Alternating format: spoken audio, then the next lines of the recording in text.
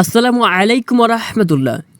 রমজান চলে গেছে, কিন্তু রমজানের পরও আমাদের ঈমান, ইবাদত আর আত্মসংযম কি আগের মতোই থাকবে, নাকি আমরা আবার আগের জীবনে ফিরে যাব? চলুন জেনে নেই রমজানের পর আমল ধরে রাখার 5টি চমৎকার উপায়।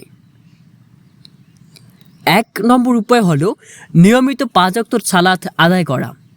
রমজানে আমরা যেভাবে সময় মতো নামাজ পড়তাম, সেটিকে রুটিনেতে পরিণত করতে হবে, যাতে 5 ওয়াক্ত সালাত কায়েম করা যায়।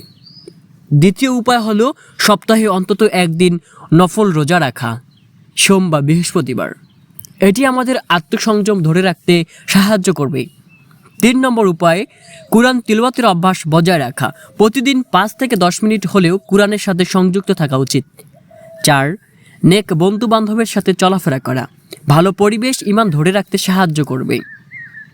5 নং উপায় হলো নিয়মিত দোয়া ও ইস্তেগফার করা। আল্লাহর কাছে দোয়া করুন যেন তিনি আমাদের রমজানের আমলকে কবুল করেন এবং স্থায়ী করেন।